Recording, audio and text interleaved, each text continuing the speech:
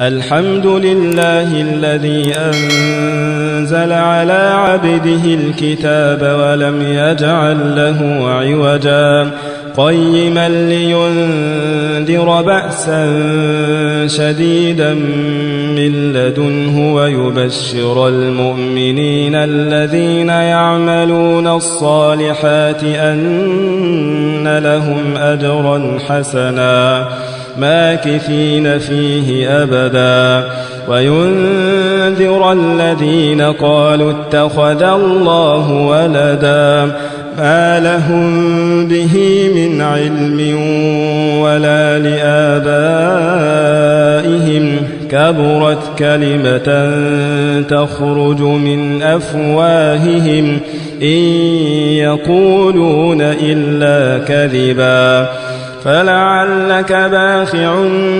نفسك على آثارهم إن لم يؤمنوا بهذا الحديث أسفا إنا جعلنا ما على الأرض زينة لها لنبلوهم أيهم أحسن عملا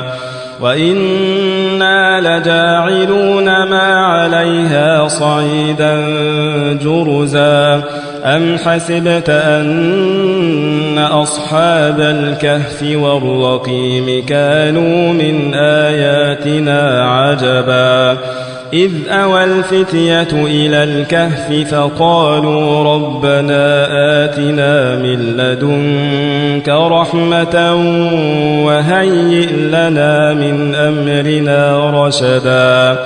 فضربنا على آذانهم في الكهف سنين عددا ثم بعثناهم لنعلم أي الحزبين أحصى لما لبثوا أمدا نحن نقص عليك نبأهم بالحق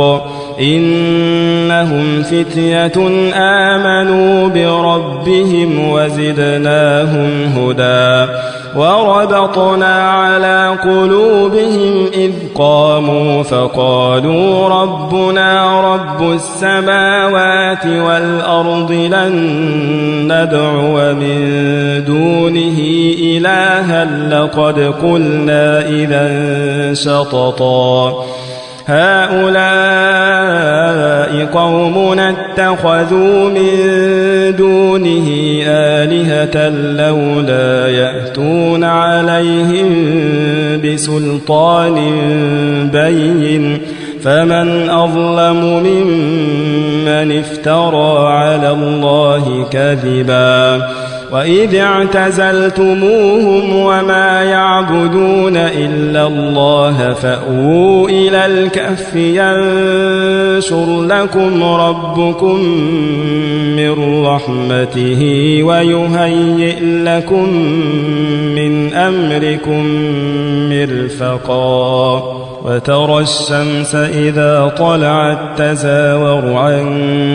كهفهم ذات اليمين وإذا غربت تقرضهم ذات الشمال وهم في فجوة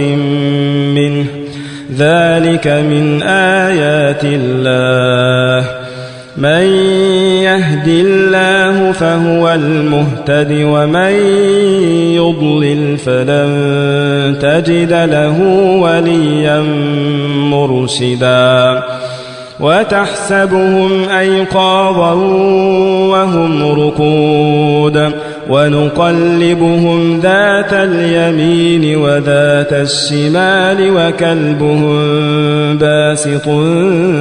ذراعيه بالوصيد لو اطلعت عليهم لوليت منهم فرارا ولملئت منهم رعبا وكذلك بعثناهم ليتساءلوا بينهم قال قائل منهم كم لبثتم قالوا لبثنا يوما أو بعض يوم قالوا ربكم أعلم بما لبثتم فابعثوا أحدكم بورقكم هذه إلى المدينة فلينظر أيها أزكى طعاما فليأتكم برزق منه وليتلطف ولا يشعرن بكم أحدا إنهم إن يظهروا عليكم يرجموكم أو يعيدوكم في ملتهم ولن تفلحوا إذن أبدا وكذلك أعثرنا عليهم ليعلموا أن وعد الله حق وأن الساعة لا ريب فيها إذ يتنازعون بينهم أمرهم فقالوا بنوا عليهم بنيانا ربهم أعلم بهم قال الذين غلبوا على أمرهم لنتخذن عليهم مسجدا سيقولون ثلاثة رابعهم كلبهم ويقولون خمسة سادسهم كلبهم رجما بالغيب ويقولون سبعة وثامنهم كلبهم قل ربي أعلم بعدتهم ما يعلمهم إلا قليل فلا تمار فيهم إلا مراء ظاهرا ولا تستفت فيهم منهم أحدا ولا تقولن لشيء إني فاعل ذلك غدا إلا أن يشاء الله واذكر ربك إذا نسيت وقل عسى أن يهديني ربي لأقرب من هذا رشدا ولبثوا في كهفهم 300 سنين وازدادوا 9 قل الله أعلم بما لبثوا له غيب السماوات والأرض أبصر به وأسمع ما لهم من دونه من ولي ولا يشرك في حكمه أحدا واتل ما أوحي إليك من كتاب ربك لا مبدل لكلماته ولن تجد من دونه ملتحدا واصبر نفسك مع الذين يدعون ربهم بالغداة والعشي يريدون وجهه ولا تعد عيناك عنهم تريد زينة الحياة الدنيا ولا تطع من أغفلنا قلبه عن ذكرنا واتبع هواه وكان أمره فرطا وقل الحق من ربكم فمن شاء فليؤمن ومن شاء فليكفر إنا أعتدنا للظالمين نارا أحاط بهم سرادقها وإن يستغيثوا يغاثوا بماء كالمهل يشوي الوجوه بئس الشراب وساءت مرتفقا إن الذين آمنوا وعملوا الصالحات إنا لا نضيع أجر من أحسن عملا أولئك لهم جنات عدن تجري من تحتهم الأنهار يحلون فيها من أساور من ذهب ويلبسون ثيابا خضرا من سندس واستبرق متكئين فيها على الأرائك نعم الثواب وحسنت مرتفقا واضرب لهم مثل الرجلين جعلنا لأحدهما جنتين من أعناب وحففناهما بنخل وجعلنا بينهما زرعا كلتا الجنتين آتت أكلها ولم تظلم منه شيئا وفجرنا خلالهما نهرا وكان له ثمر فقال لصاحبه وهو يحاوره أنا أكثر منك مالا وأعز نفرا ودخل جنته وهو ظالم لنفسه قال ما أظن أن تبيد هذه أبدا وما أظن الساعة قائمة ولئن رددت إلى ربي لأجدن خيرا منها منقلبا قال له صاحبه وهو يحاوره أكفرت بالذي خلقك من تراب ثم من نطفة ثم سواك رجلا لكن هو الله ربي ولا أشرك بربي أحدا ولولا إذ دخلت جنتك قلت ما شاء الله لا قوة إلا بالله إن ترني أنا أقل منك مالا وولدا فعسى ربي أن يؤتيني خيرا من جنتك ويرسل عليها حسبانا من السماء فتصبح صعيدا زلقا أو يصبح ماؤها غورا فلن تستطيع له طلبا وأحيط بثمره فأصبح يقلب كفيه على ما أنفق فيها وهي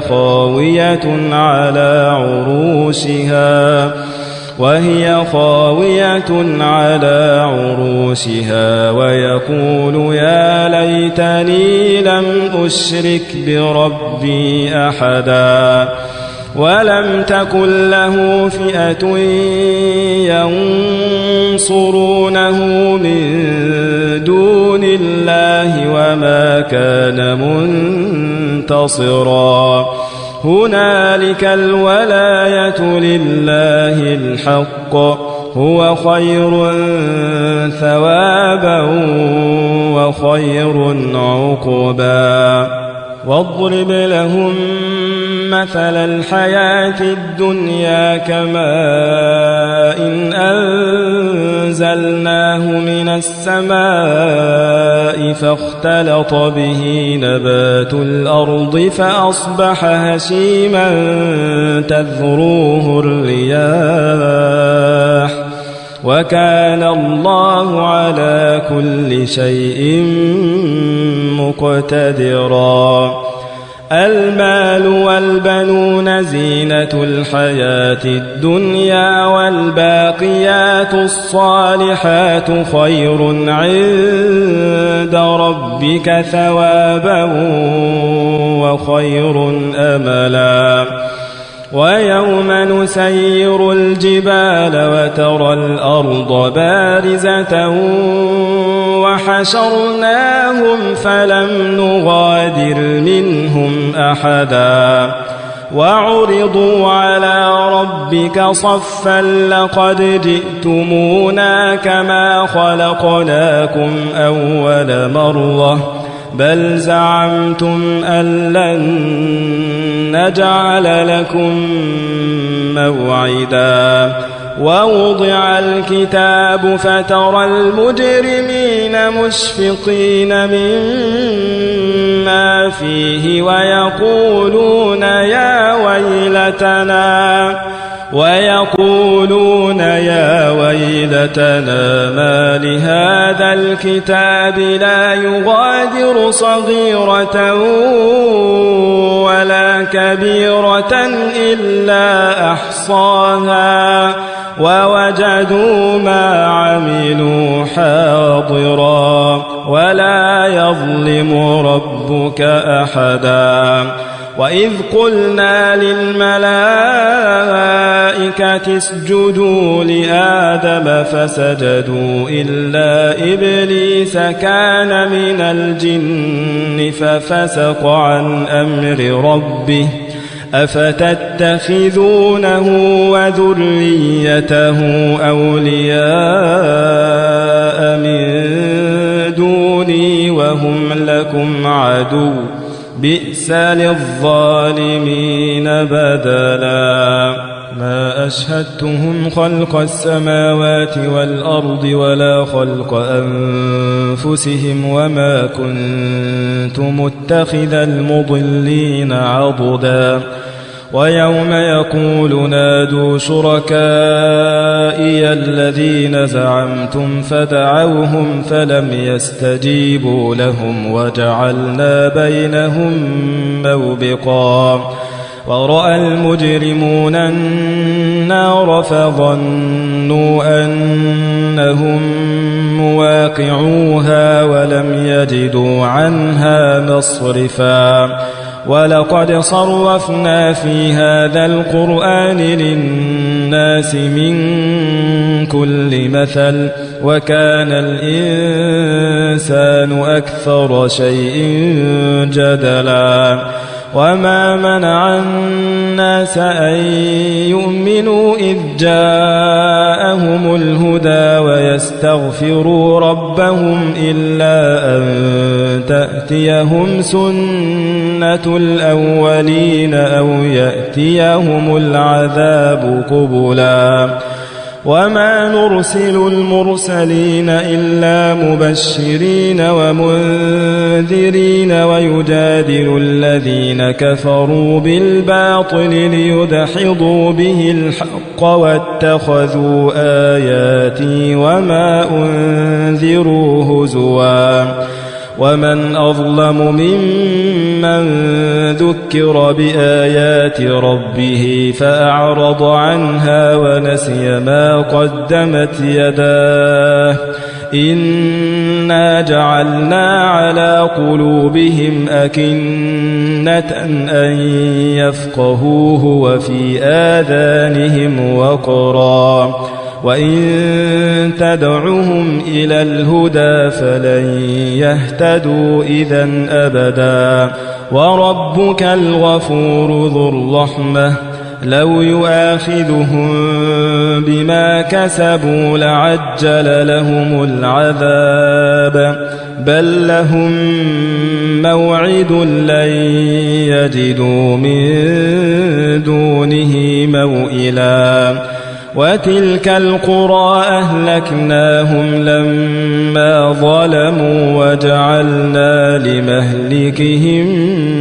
موعدا وإذ قال موسى لفتاه لا أبرح حتى أبلغ مجمع البحرين أو أمضي حقبا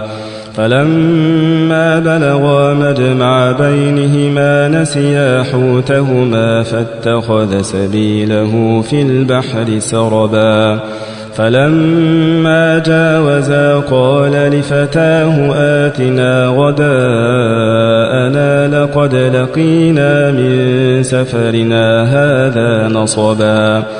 قال أرأيت إذ أوينا إلى الصخرة فإني نسيت الحوت وما أنسانيه إلا الشيطان أن أذكره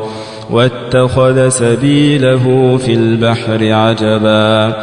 قال ذلك ما كنا نبغي فارتدا على آثارهما قصصا فوجدا عبدا من عبادنا آتيناه رحمة من عندنا وعلمناه من لدنا علما قال له موسى هل أتبعك على أن تعلمني مما علمت رشدا قال إنك لن تستطيع معي صبرا وكيف تصبر على ما لم تحط به خبرا قال ستجدني إن شاء الله صابرا ولا أعصي لك أمرا قال فإن اتبعتني فلا تسألني عن شيء حتى أحدث لك منه ذكرا فانطلقا حتى إذا ركبا في السفينة خرقها قال أخرقتها لتغرق أهلها لقد جئت شيئا إمرا قال ألم أقل إنك لن تستطيع معي صبرا قال لا تؤاخذني بما نسيت ولا ترهقني من أمري عسرا فانطلقا حتى إذا لقيا غلاما فقتله قال أقتلت نفسا زكية بغير نفس لقد جئت شيئا نكرا قال ألم أقل لك إنك لن تستطيع معي صبرا قال إن سألتك عن شيء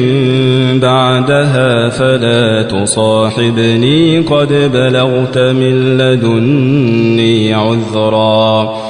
فانطلقا حتى إذا أتيا أهل قرية استطعما أهلها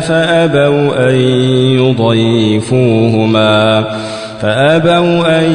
يضيفوهما فوجدا فيها جدارا يريد أن ينقض فأقامه قال لو شئت لاتخذت عليه أجرا قال هذا فراق بيني وبينك سأنبئك بتأويل ما لم تستطع عليه صبرا أما السفينة فكانت لمساكين يعملون في البحر فأردت أن أعيبها وكان وراءهم ملك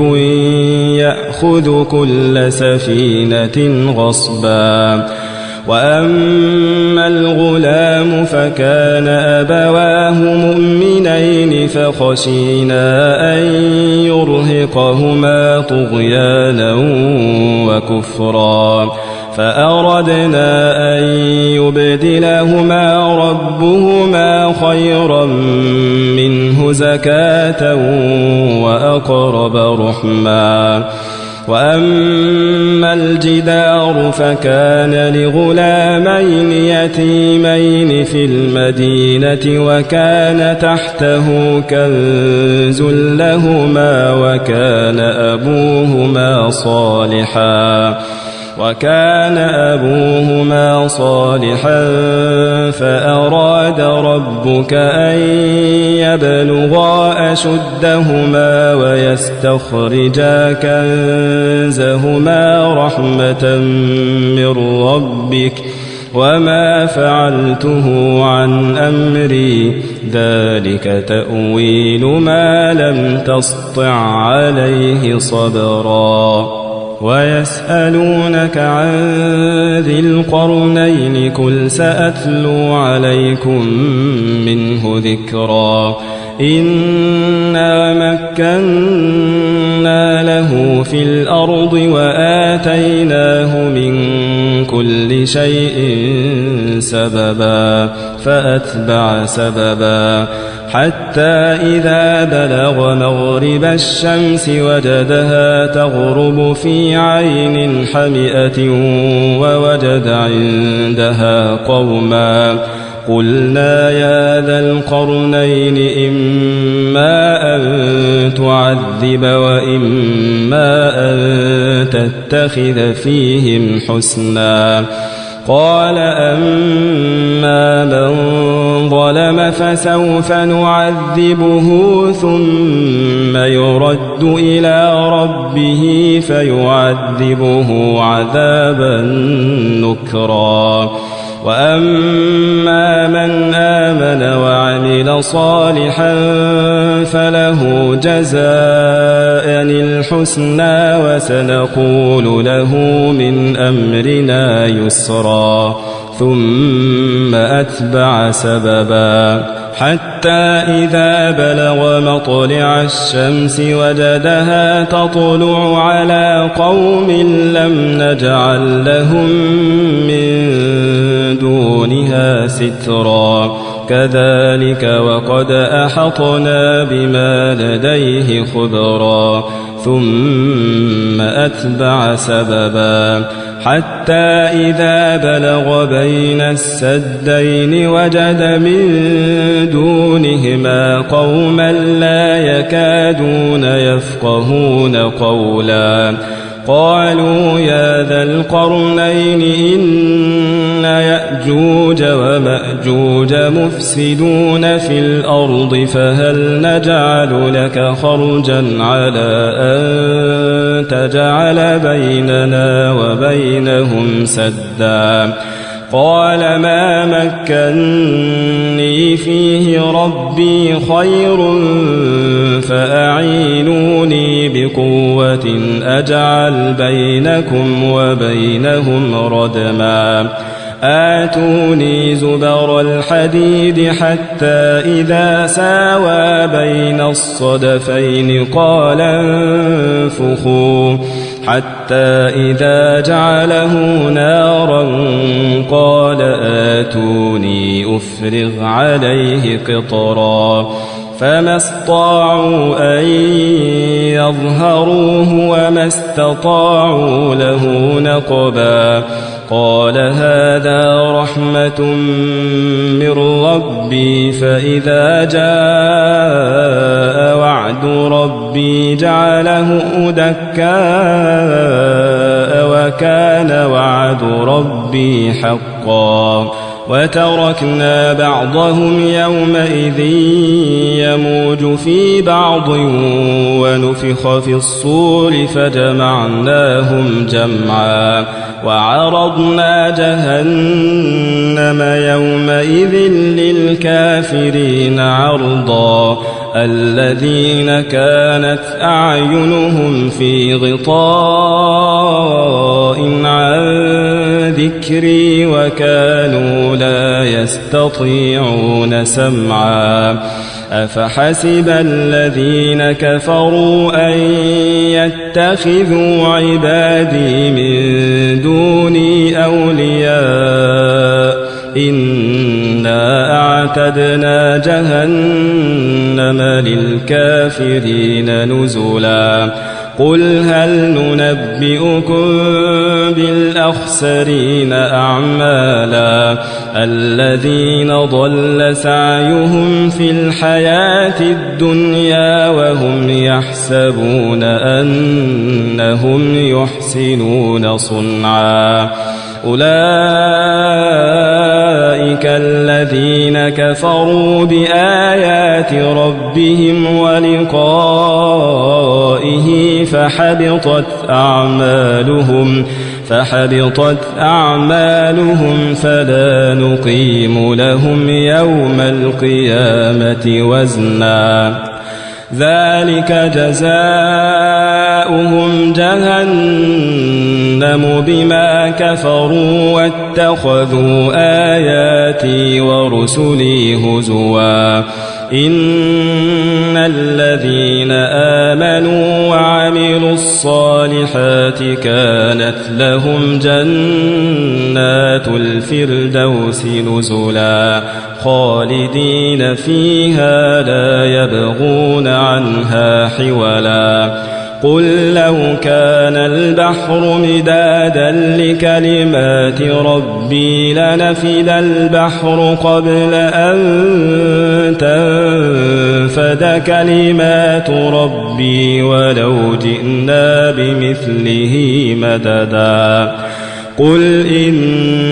إنما أنا بشر مثلكم يوحى إلي أنما إلهكم إله واحد فمن كان يرجو لقاء ربه فليعمل عملا صالحا ولا يشرك بعبادة ربه أحدا.